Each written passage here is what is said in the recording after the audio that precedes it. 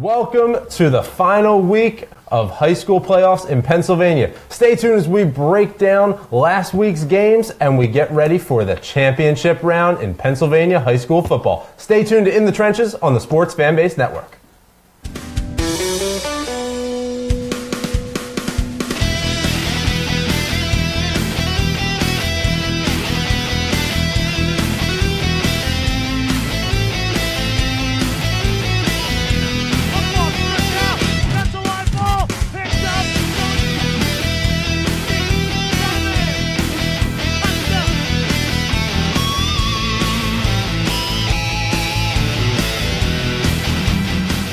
Good evening, SFBN Nation, and welcome to another episode of In the Trenches. My name is Richie Blyweiss, and I'm joined tonight by my co-host. I have Mike Palmer with me and Ari Bluestein. Welcome back, guys. We have so much going on. We've got a few games we want to break down as we go through 1A all the way through 6A. We're going to go right in that order, just like we've done these last couple of weeks as we have gone through the high school football playoffs in Pennsylvania. We had a couple of upsets, but we have some great championship matches that are brewing as we move into this final week. Just a quick news and note for you. We will have one more show next Monday. So a week from tonight, we will have one more show where we're going to break down all of the championship games, all 6 championship games. We'll even take a little bit of a look at some of the teams and the schools we'll be looking out for next season, because clearly, even though this season isn't over, we already have our thoughts as to who really impressed us this year and who could be on the upswing. Speaking of teams on the upswing, let's talk about some of these teams that really are going to make a big challenge this coming weekend as we go over to Hershey and we get ready for these championship games. So let's get right into 1A. The bracket is up there on your screen right now. You can see we had a couple of, we had 2 games in each bracket, so that's what we'll talk about here. Thank you, Julian and Stephen, for punching that up for us. You can see in the eastern side there, Homer Center takes the win. They will move on to the championship game in 1A as they beat Steel High 20-14. We'll talk about that in a moment. And also on the western side, Jeanette takes down Farrell 17-6. So what's going to be really nice about tonight, now that we're down to only a couple of games left in the conferences here, in the districts here and the classes, tonight what we will be able to do is break down both games. We'll break down both games, 1A through 6A, and then get you ready for everything you need to know heading into the championship match. We're going to start on the east side. We'll go east-west each side, and as we just said, Homer Center takes this win over Steel High, 6-point differential here. Homer Center scores twice in the third quarter, another touchdown in the fourth, puts them ahead 20-14 with a little more than 3 minutes left. A failed onside kick by Steel High is what ends their season. Ari, I'll come to you. We can all just kind of throw in for these, but Ari, I'll come to you as we talk Homer Center and their big win. Well, first off, my 1A bracket got completely blown to smithereens between Homer Center and Jeanette coming up with the win. I had Guilfoyle winning the whole thing, and Homer Center had the upset, but you got to give credit to Homer Center here. They were down 7-0 at the half. Couldn't really get much offense going in the first half. All their points in the second half. Really did a great job on the ground. Mike McCracken, 138 yards. Jesse Lane, 125 yards. And when you look at the total stats, 322 rushing yards for Homer Center and $140 for Steel High. And that's really where Homer Center won their game, and that's how they beat Bishop Guilfoyle. They controlled the ground game, and they controlled the clock, kept Bishop Guilfoyle's offense off the field, kept Steel High's offense off the field. They have a pretty good offense in their own right, as they beat Williams Valley, I believe, in the last round. So Homer Center looks like the favorite here. Not really surprising because they knocked off the giant in Bishop Guilfoyle. So kudos to Homer Center here. Really 2 games in a row where they won by the same score, 20-14. So they're really playing well right now, and they're doing it on the ground. Let's talk penalties for a minute, and I think this is going to come up a little bit later on in the evening too. Penalties, we say it's such a thing that hurt the Eagles certainly in this last game with the Seahawks. So something I'm still not over yet. It's been less than 24 hours. But as we look at it, penalties, Homer Center, 5 penalties, 65 yards. That's nothing unmanageable. Steel High, though, 13 penalties, 145 yards. How important is, Ari, and Mike, you can throw this into, I know you have your yellow flag in front of you that you keep there pretty standard, but how important is that discipline, that discipline to be able to say, we need to be controlled. We need to control our hands, know where your arms are, know how close you're getting to your coverage. Well, I'll let Mike take this one, but I mean, we all know the penalties. I mean, they just kill you. I mean, 13 penalties for 145 yards in a playoff game. I mean, that's just not going to work. And Mike, you have, as a former player, you could probably speak to this. Well, the thing that's most interesting is because Steel High played, they blew out Wyalusing coming into this, and then they beat a great team in Williams Valley. So those back-to-back games coming in, they didn't really know what to expect from Homer Center, and you see it when Homer Center runs their read options. It's just like when the quarterback scrambles, the play gets reversed, and nothing you can do but sit there and hold. And you see these defensive holding calls too, and it's just when you play a team you don't really know what to expect, and they have a strong running game that in the trenches can get really difficult, and that's when the penalties can really cost you. And Homer Center made them jump off sides a few times as well. So, I mean, it's just playoff football, and when it comes down to being disciplined, Homer Center is a very disciplined football team. Well, I think Homer Center really has a challenge ahead of them. I think they are the favorite, as we look at it. But Jeannette is a tough team that they're going to face. Jeannette did beat Farrell 17-6. That was on Friday night, and as I read an article, they talked about it. I've read this in a few articles because all these games are going to be played in Hershey. They talk a lot about the Hershey kisses that the fans are throwing onto the field. Yep. Say Hershey kisses rained down. Jayhawks fans symbolically told them, congrats, you're going to the championship, you're on your way to Hershey. Defense is the key in this game, though, Ari. Jeannette beating Farrell 17-6 on their way to the championship. Yeah, and Farrell is the team that I had in the championship losing to Bishop Guilfoyle, so this was another little upset for me. Farrell, always a strong program out of District 10. But you look at Farrell, their offense, they scored 43 points per game on average. I mean, that is a staggering number. They were held to 6. And you look at their quarterback, Isaac Clark, only had 1 interception all year. He had 3 in this one. So this was won by the Jeannette defense. And when you look at this championship game, which we're going to look at that in depth in just a moment, Homer Center, the way they play the game, the way they control the clock, and Jeannette, the way their defense plays, this 1A championship game, it wouldn't be surprising if we don't see either team get into double digits. Like, can you imagine that, a championship game like 9-6 or something like that? Well, it could happen. It could happen with the way these two teams play football, and there's nothing wrong with that because they've won games doing that. But this is going to be a very low-scoring, grinded out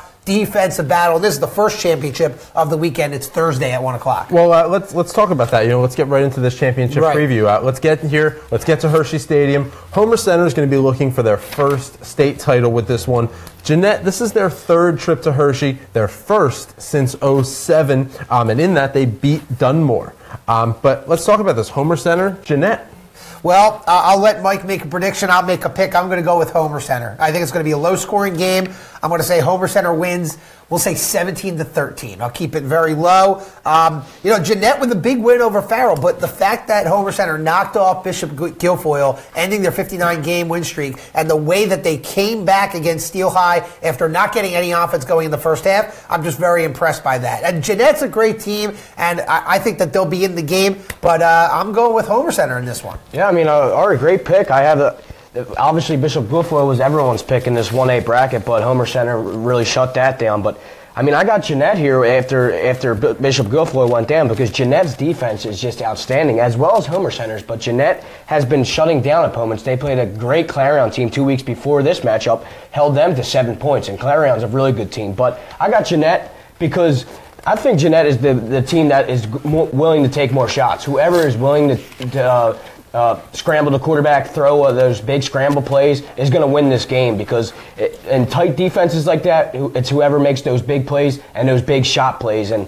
I think Jeannette is got a little bit more wild card and a little bit more edge to them because Homer Center is cruising in right now, playing a little bit conservative and sticking to the run game and sticking to what works. So I think Jeannette is a little bit of the surprise team here in this championship game. Yeah, I think it could really come down to one big play, like you said, and it could come down to penalties too. Which team makes the least amount of mistakes? I mean, we saw Steel High make a ton of mistakes. So I think this is going to be a great game. Really, again, a grinded out defensive battle in this 1A championship. It should be fun.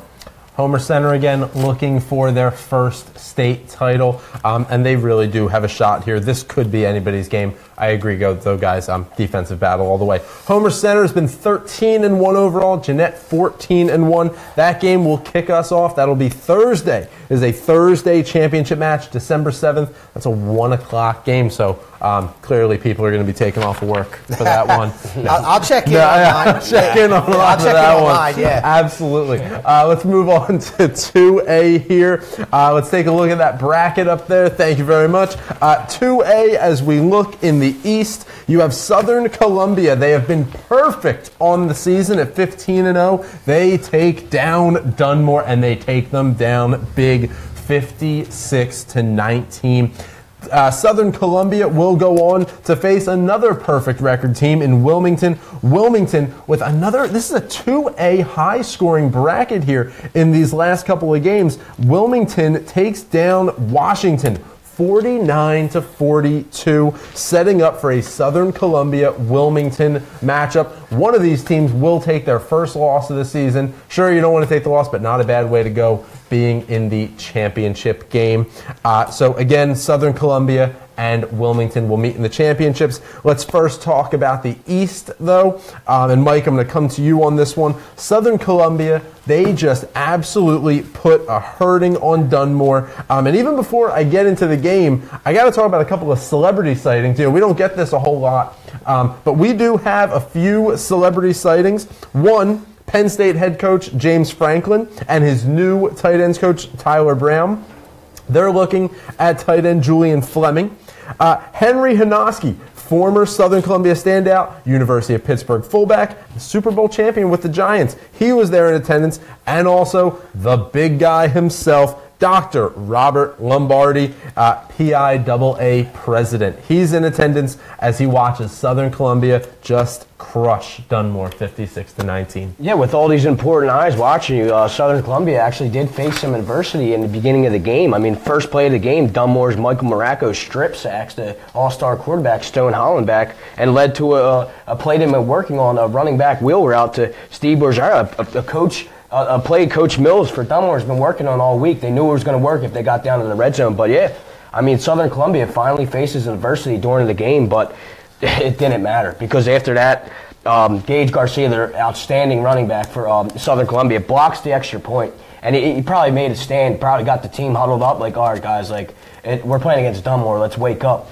But that's what we've seen. I mean, Dunmore was up 13-7 with a little adversity for Southern Columbia. We've seen that, but they didn't manage the first down for 23 minutes after that, and that's just an unbelievable credit. We've been talking about Southern Columbia for 12 weeks now. Do you see it as adversity, Mike, or do you more see it as just trying to read what the packages are that they're giving you? Do you see it more as just, you know, and we see this a lot with the Eagles. I think we wanted to see it with that Seattle game, but we certainly have seen it in the past couple of months where they simply take that first quarter, at least the first half of the first quarter, and just see what either side is giving you on offense. Well, with this powerhouse in Southern Columbia, I don't know what to call adversity, but I mean, when they're down points, they haven't been down a lot this year. So I mean, when you're down, you're facing some type of difficulty. So, but they managed it really well and came back and shut them out for 23 straight minutes. And yet Julian Fleming, he looked amazing as well as his counterpart and running back Gage Garcia.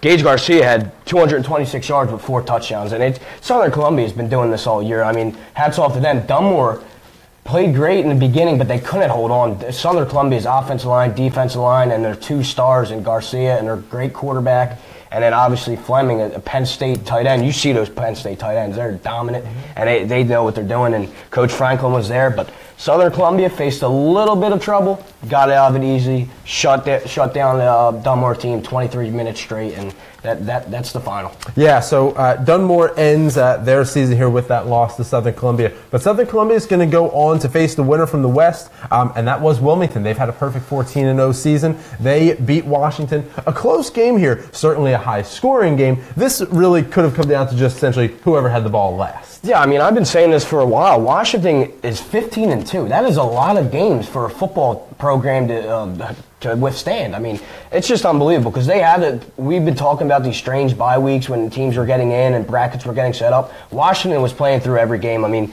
they had a great season this year, but Wilmington pulled it out with a 49-42 victory. I mean, that was one of our most exciting games we wanted to preview because we didn't know what to expect from both of these teams, and Wilmington pulled it out. But hats off to Washington going 15-2. That's 17 games in a football season. That's just unheard of. That's an NFL full season, you know? Well, the way that the seeding actually worked out, it was actually Wilmington who last year lost to Steel Valley. That ended their season. Steel Valley ends their season because of Washington. All seems to work out. Really just Wilmington takes advantage, though. Washington has 5 turnovers in this game, and that's just a huge number. You can't come back from that. This is going to be Wilmington's toughest matchup they've seen all year. Southern Columbia has just looked phenomenal. Obviously, they struggled a little bit against Dunmore, but it didn't mean nothing, putting up 49 straight points after that little struggling. But this is Wilmington's toughest matchup. I mean, I don't want to count anybody out for championship games, but Southern Columbia could win another 5th straight championship because for the senior class of the Southern Columbia team, they already won. They're looking for they won 4 straight. They're looking for the 5th championship. Well, let's get into this. Let's get into this preview here right now. Championship preview. As we said before, we've got 2 undefeated teams here. You've got Wilmington at 14-0. You've got Southern Columbia at 15-0. This is a battle of 2 undefeateds. Wilmington, they're making their first state final appearance since 2008. They won that title. It was a double overtime game over West Catholic. Mike, Ari, I'll let either of you guys talk to this one. We really do have a powerhouse championship game here. Well, I said it on an earlier episode. I said the winner of Southern Columbia and Umagoretti in that quarterfinal was going to win the state championship. So I'm sticking with that. Southern Columbia is the best team remaining. Look, Wilmington's a great team, obviously, to get to this point. But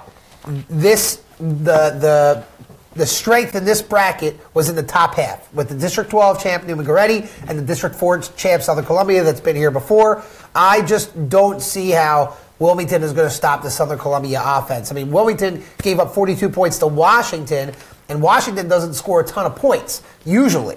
Southern Columbia, they know how to put up a crooked number. So I've got Southern Columbia. I think they win this one, and I think they're going to do it fairly easily. Mike, preview, prediction? I mean, the preview game it's kind of Southern Columbia's, it's their game to lose, but they're not going to lose it because, once again, they just played phenomenal last week against Dunmore, and they're just one of the best dynasties I've seen because they are a dynasty. I'll say it again. I say it every week. They came into the regular season 90-7 coming into the season. That is just a phenomenal track record for your team, and they proved it once again, going undefeated. Do the math. What's that?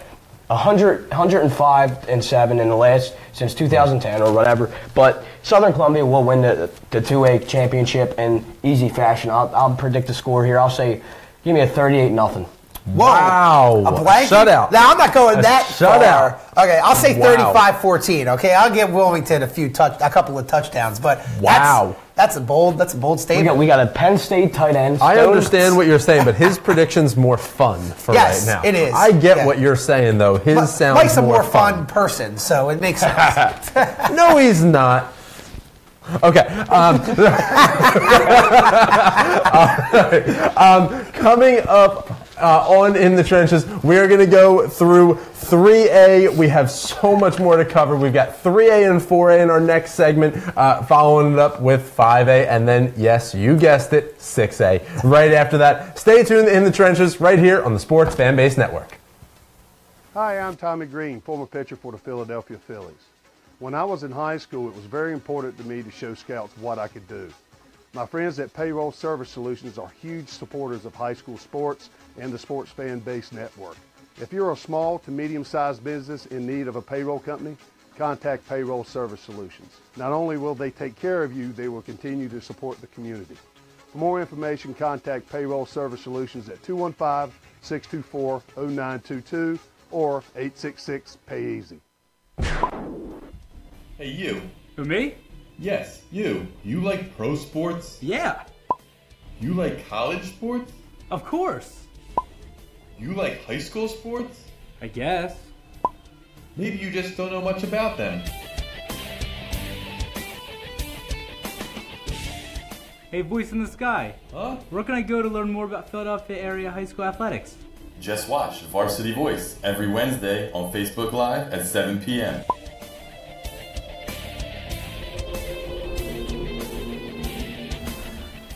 Welcome back to In the Trenches right here on the Sports Fan Base Network. Thank you so much, as always, for tuning in. As we mentioned, tonight is our second to last show as we head into the championship weekend coming up. We head over to Hershey for all these championship matches. We've already gone through 1A.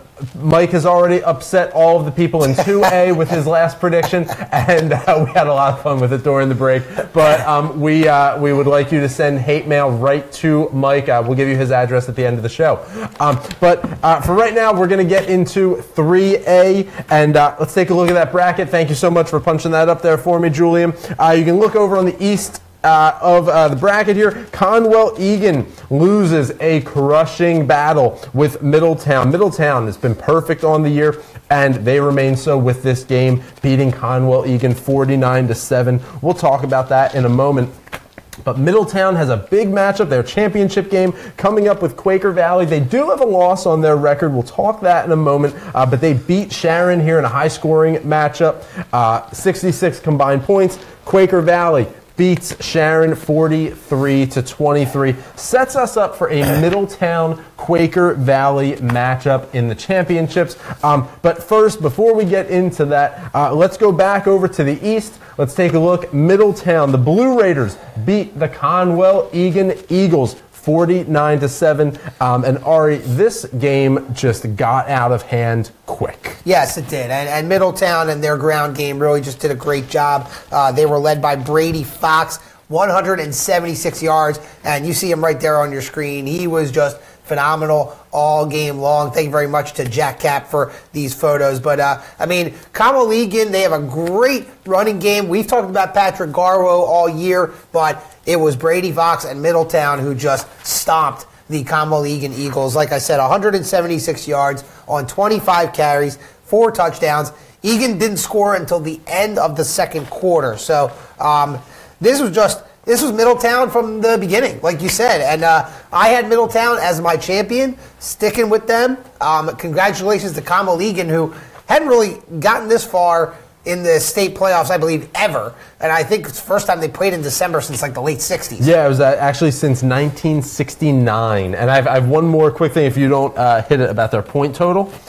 Conwell Egan falls 2 points short in this game. That would have been the all-time record for their school in a season. Had they hit 9 points in this game, they only get 7, though. And we see right there Middletown quarterback Scott Ash, who really did a great job as well. There you go, a proud fan holding the Middletown flag. And a lot for Middletown to be happy about in this one. I think that they have a real good shot at winning the championship. They got to the championship last year, lost. I think they come back here and win. We'll make our official predictions in a moment. But, yeah, Middletown looking pretty good on Saturday. You talk about Patrick Garwo, though. As the running back, I think he is a key piece of this unit here going into this championship game with Quaker Valley. In this game, 48 yards on 10 carries. Are you able to really go into the championship game with a running back that's giving you that production? Do you need more from him? You look at Brady Fox. He's rushing for 176 yards, but Brady Fox is really your key. I mean, we don't ever want to say it, but you need 2 running backs almost anymore. Well, Middletown held Garwo to 48 yards. Forgive me. Garwo's on Egan. Forgive me. So for the Middletown D to hold Garwo to 48 yards. I'm sorry. Yeah, but that's what Middletown, their defense has done. They have just blown out teams, not only high-scoring games, but they've scored a lot of points and held their opponents to just a very little bit. So the Blue Raiders playing really good football right now. Agreed. Couldn't agree more. Sorry about that, Ari. Middletown quarterback Scott Ash throws for 189 yards, 2 TDs in this one.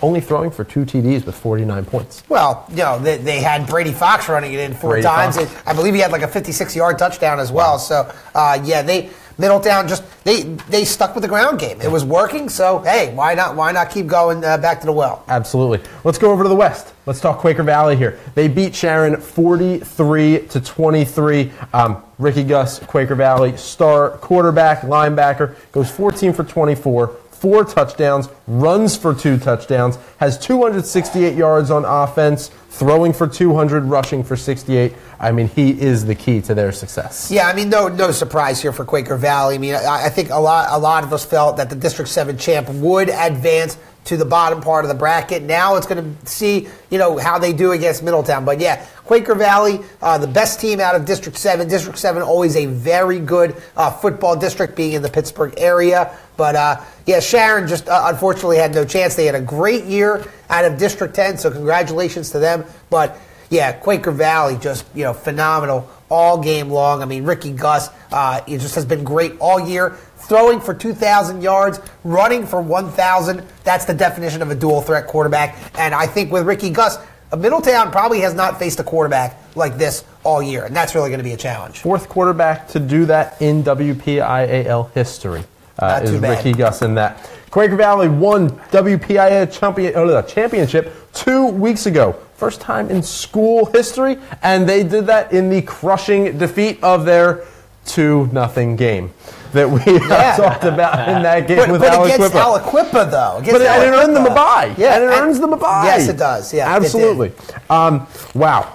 Unbelievable. As we go ahead, let's take a look at this championship preview. Quaker Valley, Middletown. Quaker Valley, 13-1 this year. Their only loss to Aliquippa, the aforementioned Aliquippa. That was back in mid-October. They lost 22-7. Middletown has been perfect. So we've got a 14-0 team in the East, 13-1 team in the West. What are you guys thinking? Well, I had Middletown winning this bracket from the start, and I'm going to stick with Middletown here.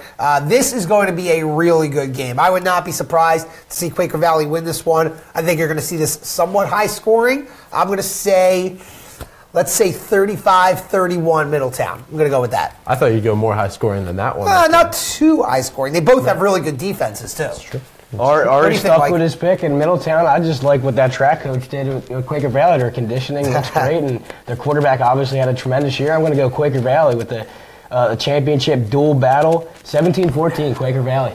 Oh, low scoring. All right. I think if Quaker Valley wins the game, they do need to keep it low scoring. Yes. So if they win, that could be the final score. So I like it. I mean, Middletown really shut up the Philadelphia Catholic League talk with beating Egan. I think they really matched up with Egan very well, and obviously we could see the outcome of that. But coming in against Quaker Valley, very confusing team to keep up with a dual threat, tremendous quarterback. Right.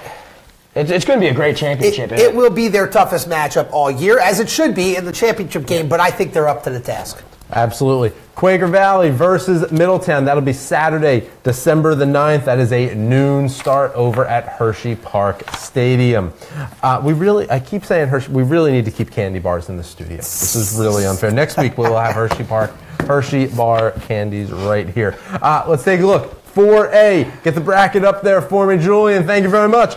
As we look at 4A, we look over at the East here. And Imhotep Charter, we're going to talk about them and some tough news that they had coming their way. But Imhotep Charter will move on to the championship round as they beat Bethlehem Catholic. 20-point differential here, 34-14 Imhotep Charter. And their 12-1 record moves on. They will have a challenge in front of them as coming out of the West, they have Cathedral Prep, who beat Berks Catholic 42-24. Cathedral Prep has been perfect on the year at 13-0. But let's take a look. Let's go back to the East here.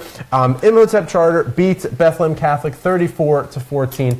And, if you've been watching these playoffs and if you've been watching this 4A conference, if you've been watching Imhotep Charter more specifically, then clearly you know about Ashim Young. Ashim Young, really tough week for him. But Imhotep star, Penn State recruit, Ashim Young and two others are arrested after being accused of armed robbery at a local convenience store, among other charges, unfortunately. This incident happened back on July the 18th. So the football season has been going on for a while, but the evidence came forward, and they have been accused and charged in this. Young, with this serious infraction, with his arrest, has been removed from the Penn State University commit list. Clearly, he did not play as due to his suspension. Imhotep still comes away with the victory in spite of his absence, and I would only imagine he will not be there for the championship game, but does not play in this game. Imhotep still a force to be reckoned with as they come away with the victory 34-14 here, Mike. Yeah, tremendous loss for the Imhotep Charter team. I mean, he's one of the best players we've seen, the ESPN top 150 guy, but that's just a loss. They're going to have to move forward without him.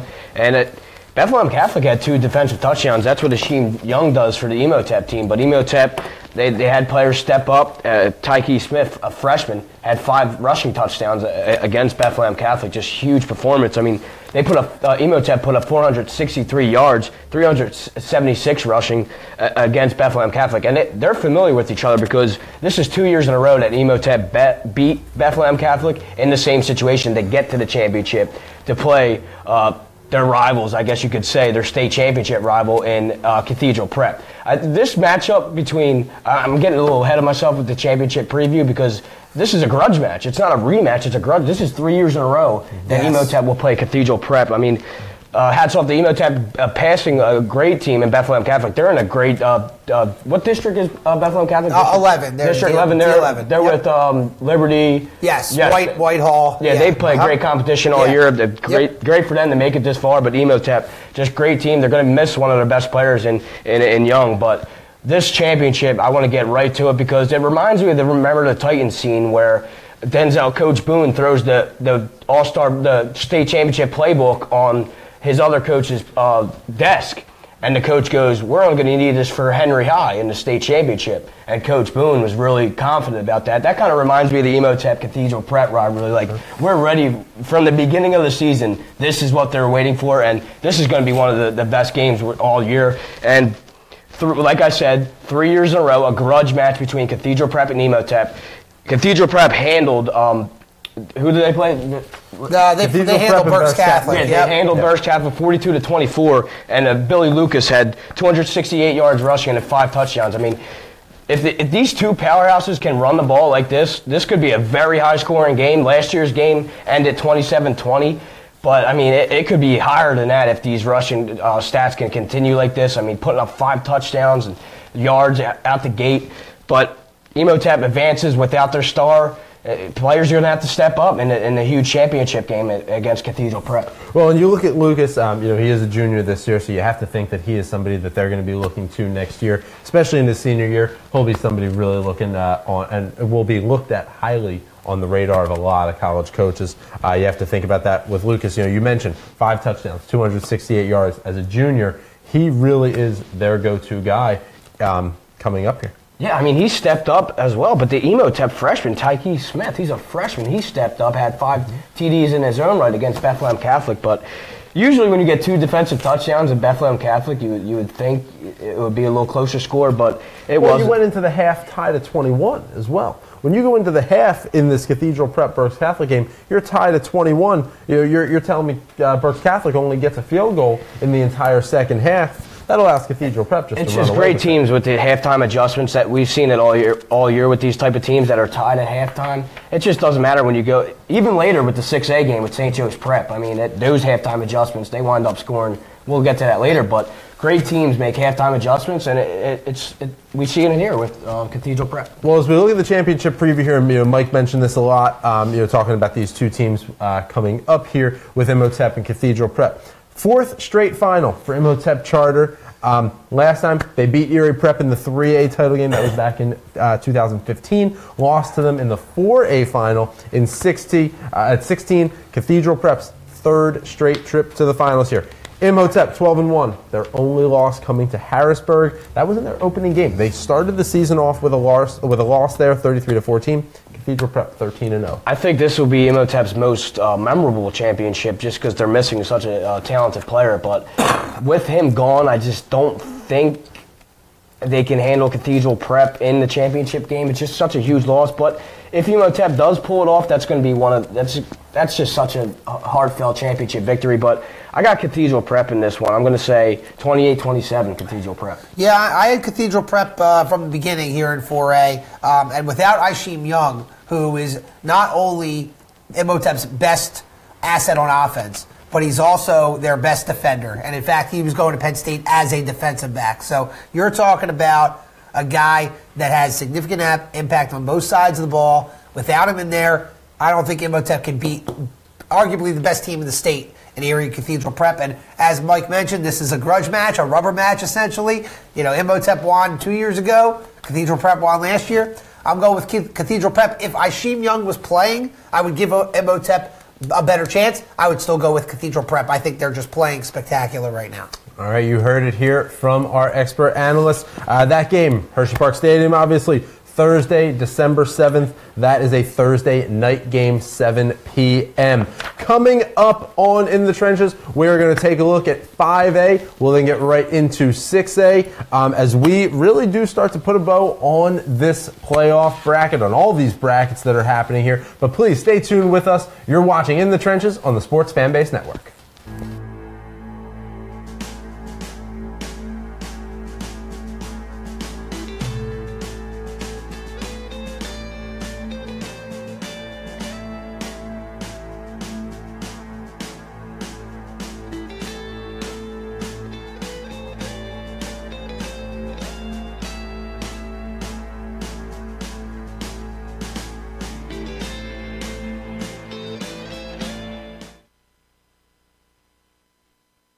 Pennsylvania is a big state, and there's great high school football action happening each week to discuss.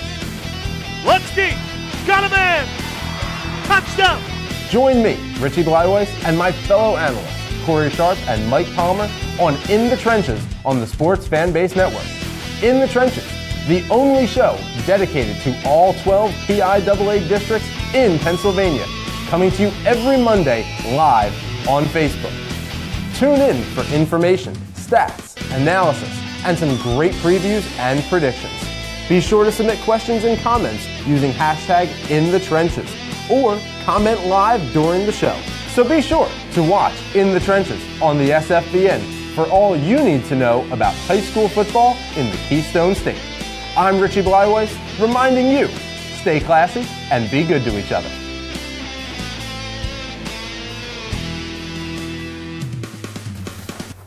Welcome back to In the Trenches. Thank you so much for staying tuned with us. We are going to get right into it with 5A coming up here. Let's punch the 5A bracket up on the board here. Thank you so much for that. As you can see, we have Archbishop Wood. They play a big game as they're going to head into the championships with their 11-2 record. They took down Unionville 49-28. Archbishop Wood, coming from the East, goes on to face Gateway and their 14-1 record.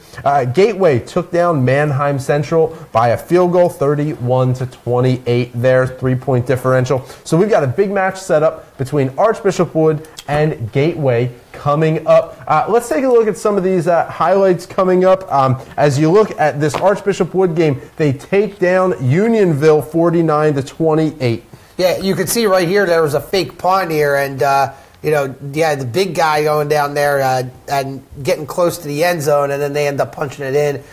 There's number 5, Nasir Peoples, star running back for Archbishop Wood, 23 carries on 144 yards, and that's what Archbishop Wood does. They have a lot of great running backs of the past, these speedy guys. Jarrett McClinton, who's now at Villanova, is one of those. There's a quarterback sneak by Jack Collier, who's actually going to college on a baseball scholarship. Then you get a little bit of light here. This is a great return here by Unionville. Wood going with the short kick, and then poured a little Deshaun Jackson here on a nice move by Unionville.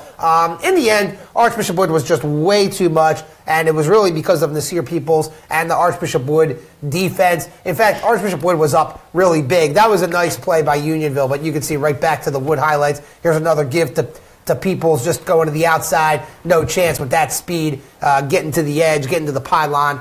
And then you see the final score, 49-28. And honestly, it wasn't even really that close. Wood was up like 49-14 late, and then, kind of just put some reserves in. And that's what we have in 5A. Archbishop Wood just dominates these teams. Unionville is not a bad football team. They won District 1, and that is something to be said. But the way Archbishop Wood plays and the players that they have, it's just almost no competition here in 5A. Well, we're going to touch on that idea of public versus private and the different brackets. We'll touch on that as we get into the 6A discussion a little bit. But the Vikings, defending state champs, they look to win their 5th state championship in 7 years. That is very impressive. 5 over 7 years. Yeah, I mean, they are a dominating program. They've had some really dominating players, and the only year that they didn't win, that they didn't get to the championship game, I believe they've been to the championship 6 out of 7 years, lost 1. The only time time they didn't was when they lost to Imhotep in the city championship when they only had 4 classifications. They lost in the 3A. So Steve Devlin does a great job with this team. They have a lot of really talented players, really a lot of great guys up front. In fact, one of their best offensive linemen in recent years, Ryan Bates, is a starting offensive lineman on Penn State. So you've got some really talented players that come into Archbishop Wood in Warminster. Well, let's go over to Archbishop Wood's future opponent.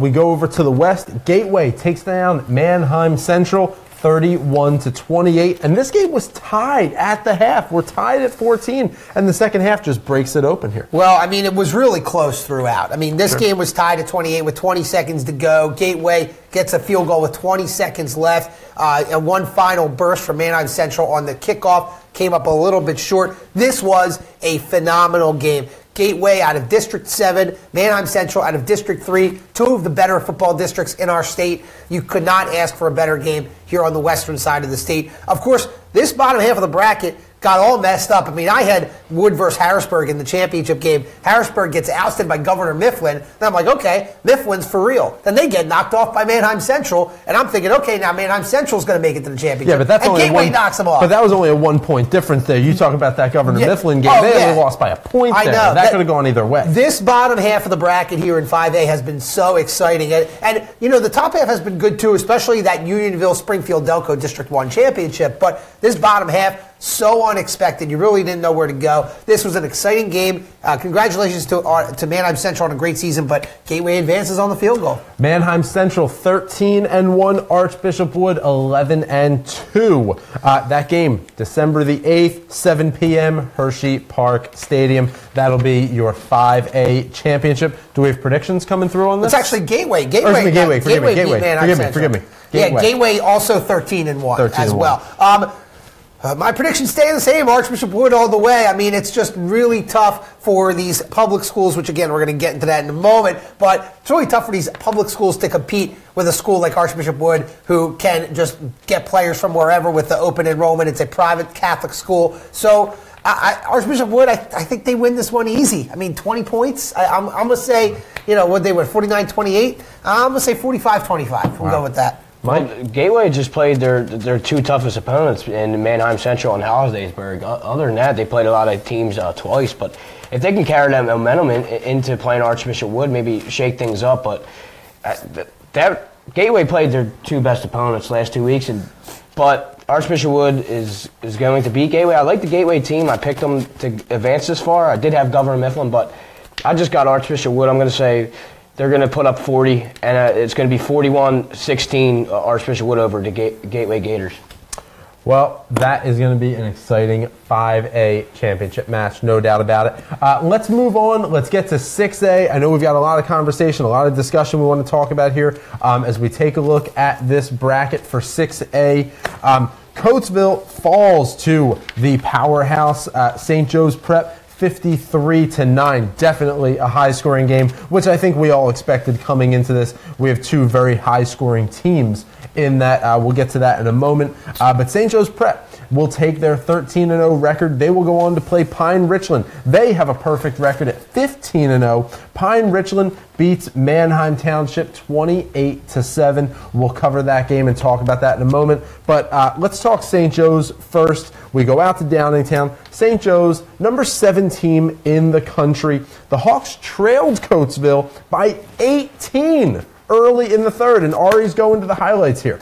Yeah, I'll let Mike can make some comments, but these are some great highlights. This was a phenomenal game. Yeah, well, we talked about the 2 quarterback battles in Marquez McQuay for St. Joe's Prep versus Ricky Ortega in Coatesville's quarterback. I mean, both of these teams have phenomenal seasons, just phenomenal players as well. I mean, up front, they're both strong, and they love tossing the ball around, as we could see here, but it was the quarterback show here. I mean, it was who was going to prevail. Ari predicted that it was going to be a high-scoring game, above hundreds, and I said it would be in the 40s and 50s. You can never count out St. Joe's Prep. They were down in this game, down 18 in the third quarter, and they got their 27th straight win here, just fighting them every down. And Coatesville made amazing plays tonight, too. Just a very depressing loss. I mean, we have a tweet here from Ricky Ortega. He said, "Coatesville, I'm sorry. I promise you no one will outwork me and my teammates this all season. We will be back," all caps. "We will be back and win this game next year. I promise." Thank you to the Coatesville community for coming out. I love y'all. Hashtag trust the process. Hashtag Seaville Pride. So you could just obviously tell what this loss meant to Coatesville, but St. Joe's Prep drove it down, came back, 1 yard sneaks from McCray. They just did what they wanted to, and amazing game, 53-49. St. Joe's is number 7 in the country, and shout out number 7 for Georgia, DeAndre Swift. He just had an amazing touchdown run. Yes, he did. St. Joe's Prep, Ricky Ortega is looking. He obviously said in his tweet, we will be back here next year and we'll win this game next year. So just look at all these scores. Look at all these plays, Mike. I mean, what a great game. You could see the scoreboard in the background, Cottmeyer Stadium. St. Joe's Prep, wins the game 53-49. But, I mean, it might be time for my rant here. I know we had a comment on our Facebook Live feed, but this game right here is proof that there needs to be a separation between public and non-public. They do it in Jersey. They've got the public groups, 5 each in North, Central, and South, and then they've got the 4 non-public groups. I mean, how great would it be to see St. Joe's Prep, Archbishop Wood, Imhotep Charter, and even some of the other schools like Cathedral Prep, some of these other schools, they all battle it out in the same bracket. And that would, I mean, if you go public for the highest classification, it would be a Pine-Richland-Coatesville championship, a great battle between 2 public institutions. This game right here, and also the game last year, which North Penn almost beat St. Joe's Prep, and Prep won that game, went on to win the state title, it's proof that there needs to be a separation between public and non-public. I know, Mike, you were in the Philadelphia Catholic League at Archbishop Bryan. I don't know your thoughts on this, but I think there needs to be a separation and opportunity for more of these public schools to win state championships. No, I mean, I love it. I've been reading a lot on this. I've seen comments everywhere. You go, you Google anything you see with high school sports, there's a lot of intrigue with this. I mean, I love the idea. This is the first time I've been brought up about this. The only thing in my mind, if the teams come down, if the public team wins out, they should play the private team, but we'd be playing until January. But I mean, hey, but I love the idea of that, and it should be in place because you know what? If you're playing a team in private school, they should be the private school champs, not playing against public league teams. Yeah. Even if you want to jump in classifications, if Prep had to play Wood again, something like that. But I agree with you. That would be awesome, and I love the idea. Guys, let me play devil's advocate here for a second. Go ahead. Shouldn't the best teams play the best teams? Why are we breaking them up by public versus private? Why are we not just looking for the best public teams to play the best private Why teams? not have Homer Central out of 1A play St. Joe's Prep for the entire state championship? There's an advantage and a disadvantage here with enrollment. Homer Center is in 1A. It's a very small school. There's no way. Let's take even Coatesville. There's no way they can stack up. Coatesville has a larger population. They can pull from so many kids. It's all about where. But private schools can pull from everywhere. Exactly my point. So that was my point I was going to get into. 1A has this pool to pull from. Coatesville 6A has this pool to pull from. St. Joe's Prep and Archbishop Wood, they've got the entire world. They are open enrollment. They can pull from anywhere. Sure. So that's why you're comparing apples to oranges. You're saying the unfair advantage is in favor of the private schools at this rate. Because they have a larger base to pull from for their kids. Coatesville has also a pretty big base, like a North Penn. It's a big school district. Then you look at Homer Center, for example, out of 1A, their enrollment size is very small. So they have a lower amount of kids to get for their team. That's why you separate in classifications for enrollment, and that's why there needs to be a separation in classifications for public and non-public because of the opportunity to grab kids from outside of their district. So do you think that public schools should be allowed to pull students that, I mean, this is getting into a much larger issue of education, but should public schools have the ability to offer scholarships? You know, you could, if you lived in a different city, let's say you lived in Philadelphia, you could pay for your child to go to a suburban school like at Cheltenham or at Abington. Should you have that ability? And with scholarships, should scholarships get? I mean, we're talking a much larger conversation. Now you're getting into like these are colleges, like you're talking about all these schools. You can't do that for high school. Now, if you're a private school or a Catholic school or a charter school, even Imhotep Charter gets grouped in this because they can pull from different areas of the city. I mean, that is how your school is run. But if you're a public school funded by the state, you need to be in your district. Now, unofficially, I'm sure this happens, where you have a kid that's in the city, uses his uncle's address to play at a suburban school. I'm sure that happens. Not saying it does. I'm sure it happens. But with open enrollment and with the private schools, we know that happens. In fact, I believe if you look at St. Joe's Prep, half of their kids come from South Jersey. So that's because it's open enrollment. That's their school. It's a private school. Anybody can go there. So that's why you need to separate it. And New Jersey, I'm comparing it to New Jersey here because they're our closest neighbor. They have 19 champions. They have 5 in North Jersey, 5 in Central Jersey, 5 in South Jersey, and then 4 non-public groups from all over the state. And I think that's the way they need to do it. And why not? Give out more medals. Give out more medals to these kids. Let them have an opportunity to go to a state championship. I think we could talk about this all day. Mike, yes, we could. Mike? Yeah, the more you talk about it, it reminds me of teams like Newman Grady. I think private schools have a better chance of turning the program around as well. It's a great topic. I mean, I love the idea, but Pine Richland and St. Joe's Prep rematch. Let's get into that. Let's talk Pine Richland. We haven't really had a chance yet to talk about Pine Richland. They beat Manheim Township 28-7 here. But the big story here, you got 12 players, including Phil Jerkovic, their quarterback, battling illness during this game. Yeah, I mean, he was sick, a Notre Dame recruit. He said he was throwing the ball fine, but obviously running, he probably got a little cold to change the weather. But Manheim Township was strip sacked 3 times. I mean, you can't get any momentum going. We've seen that in the Super Bowl a couple years ago with the Denver Broncos and against the Panthers. Cam Newton was strip sacked by Von Miller. Exactly. You can't get no momentum going. That's exactly what happened with Manheim Township. They wound up losing 28-7. They blocked a punt. Manheim Township blocked a punt but failed to score. It was 13-0. They block a punt, get into their own red zone, and failed to score. I mean, if they get that touchdown and go into halftime 13-6, 13-7, because they opened up the second half with a 12-play, 80-yard drive.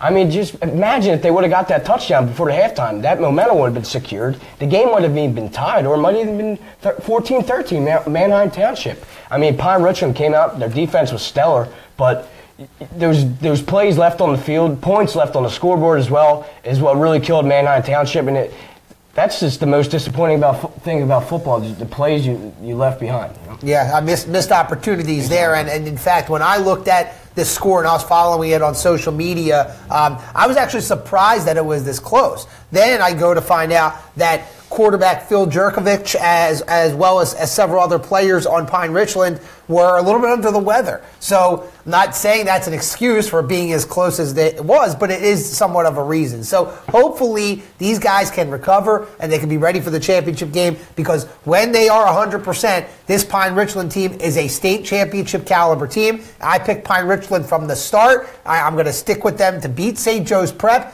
It's a rematch. I love what Pine Richland has done all year, and I'm going to stick with them as long as they're 100%, especially the quarterback going to Notre Dame. I think that Pine Richland has a real good shot in this game. Wow, and I try and remain neutral here, but I thought St. Joe's with this game. So you're saying Pine Richland. You're making me think twice now. Well, look, it's kind of a mini upset. Obviously, St. Joe's Prep is number 7 in the country. They have Marquez McCray. They have a number of great running backs on this team, well coached with Gabe Infante. They've got Jeremiah Trotter Jr. to man the middle on defense. St. Joe's Prep should be the favorite. I'm going with a little mini upset here, and I'm going with Pine Richland. Well, I mean, Pine Richland was held to their season low, 28 points. I mean, yeah.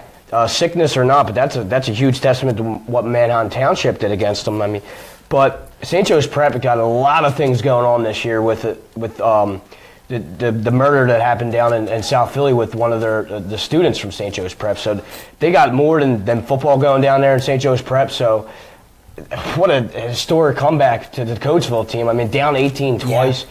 St. Joe's Prep has just proven why they are number 7 in the country. So I got St. Joe's Prep in this. I mean, 6A championship. This is for all the marbles. Pine Richland is a championship caliber team. It's going to be a battle. I got St. Joe's Prep 33-22. I mean, what's not to like about that? I mean, incredible games. Manheim Township left points on the board. It's a shame for them. Pine Richland stepped it up with their Notre Dame quarterback, but St. Joe's Prep is playing more than just football. They're playing for each other. it's a family there, and I think they're going to pull it off and win the state championship. Yeah, you gave a final score. I'm going to give a final score. I'm going to say Pine Richland wins 50-49. They're down 49-42. Score a touchdown, go for 2 for the win. That's what I'm going with right there. Would be How detailed is that? That would be an exciting end for 6A football. That's why he's an excellent radio broadcaster. We would have to agree. Wow, well, this game is going to be exciting. We got 2 perfect teams. St. Joe's Prep at 13-0, Pine Richland 15-0. The Hawks, they have won 27 straight games. They're going to challenge for their 4th state title in 5 years. 3 of the last 4 titles come in 6A, with another in 2014 when they were part of 4A, and they beat Pine Richland 49-41. Yeah, that was a great point. game, by the way. Yeah. Saturday, December 9th, Hershey Park Stadium, 6 p.m. That is the big one. We still have yet to put a bow on this. We are going to wrap up this show in a moment. Please stay with us. Before we wrap things up, we can talk to you a little bit about next week and a couple of great things happening here on the Sports Fan Base Network. Stay tuned to In the Trenches. Hi, I'm Ari Bluestein, former pitcher for the Philadelphia Phillies. All right. In my experience in Major League Baseball, I know how important it is for high school athletes to gain exposure. My friends at Payroll Service Solutions are huge supporters of high school sports and the Sports Fan Base Network. If you are a small to medium-sized business in need of a payroll company, contact Payroll Service Solutions. Not only will they take care of you, they will continue to support the community. For more information, contact Payroll Service Solutions at 215-624-0922 or 866-PAY-EASY. Hey, you. Who, me? Yes, you. You like pro sports? Yeah, You like college sports? of course. You like high school sports? I guess. Maybe you just don't know much about them. Hey, voice in the sky. Huh? Where can I go to learn more about Philadelphia area high school athletics? Just watch Varsity Voice every Wednesday on Facebook Live at 7 p.m.